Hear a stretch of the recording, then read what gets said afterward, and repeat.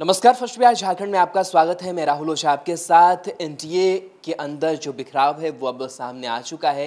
LJP अपना मन बना चुकी है कि वो अब अलग जाएगी। बस कह सकते हैं कि एक औपचारिकता जो है वो बस बाकी रह गई है। उस ऐलान की घड़ी जो है वो अब तक नहीं आई है, लेकिन जो चीज़ें हैं वो अंदर खाने से सारी चीज़ें सेट हो चुकी है। और हम लगातार बता रहे हैं कि जो एनडीए से रिश्ता है वो टूटना तय माना जा रहा है चिराग पासवान का। साथ ही साथ चिराग पासवान ये कहते आ रहे हैं कि 143 सीटों पर जो अपना उम्मीदवार है वो देंगे और ये बातें हो जो है वो फाइनल हो चुकी है। हालांकि उम्मीदवारों के जो नाम है अब तक सामने नहीं आए हैं, लेकिन पूरे नामों का जो फाइनलाइजेशन है वो किया जा चुका है। और 143 सीट जो है 100 सीटों को छोड़ करके इन तमाम सीटों पर जो तैयारी है वो पूरी तरीके से कर चुकी है। और जिस तरीके से आधिकारिक बयान सामने आया कि बीजेपी से भी लगातार बात करने की कोशिश की जा रही थी, बीजेपी भी इस बात को मानने को तैयार नहीं थी कि चिराग पासवान को, एलजेपी को कुछ ज़्यादा सीटें दी जाएं, लेकिन वो सीटें नहीं दी जा रही हैं। लिहाजा अब एक अपना अलग जो राह है वो अब चिराग पासवान अपना रहे हैं। और साथ ही साथ सात निश्चय पार्ट 2 को सिरे से खारिज किया गया।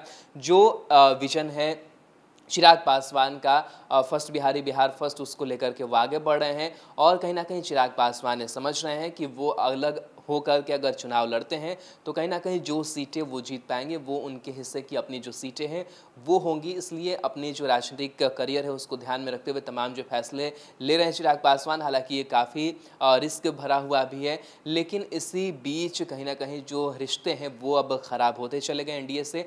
और एनडीए से रिश्ते ख़राब होने के बाद से कहीं ना कहीं एनडीए भी इस बात को समझ रही है। और ख़ास करके जो मुख्य किरदार हैं जिसके चलते अनबन हुआ है, मुख्यमंत्री नीतीश कुमार की हम बात कर रहे हैं, वो भी कहीं ना कहीं जो गेम है वो सेट कर रहे हैं कि उपेंद्र कुशवाहा को एलजेपी की जगह कैसे जो है वो सेटिंग करनी है। और उन्होंने कहा भी था कि 2014 के चुनाव में जो बीजेपी के साथ थे वो अगर साथ में रहते हैं इस चुनाव में तो नीतीश कुमार को कोई ऐतराज़ नहीं। तो तमाम जो चीज़ें हैं वो चल रही है। बहरहाल अंदर खाने से जो बड़ी खबर है निकल करके कि 143 सीटों पर जो फैसला है वो हो चुका है और जो बस नाम भर का ऐलान है वो बाकी है। तो कहीं ना कहीं कह सकते हैं कि 143 सीटों पर एलजेपी के उम्मीदवारों के जो नाम है वो तय कर लिए गए हैं कि कौन कौन से जो उम्मीदवार हैं वो मैदान में उतरेंगे।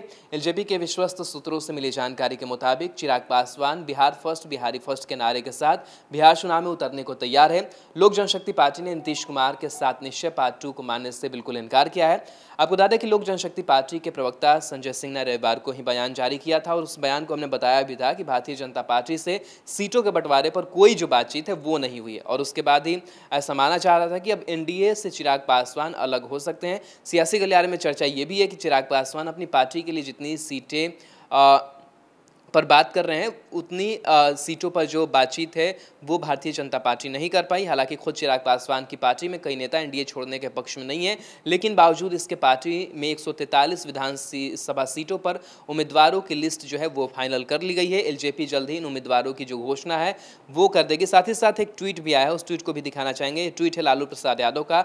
लालू प्रसाद यादव ने कुछ ही देर पहले ट्वीट किया है कि जल्द ही एलजेपी का एनडीए से 3 तलाक होगा और एक जो इमोजी है वो भी इस ट्वीट में नजर आ रहा है। तो लालू प्रसाद यादव की भी जो नजरें हैं वो टिकी हुई है। लालू प्रसाद यादव आरजेडी ये लगातार देख रही है कि एनडीए में अगर बिखराव होता है तो ये कहीं ना कहीं नुकसान विधानसभा चुनाव में एनडीए को पहुंचाएगा।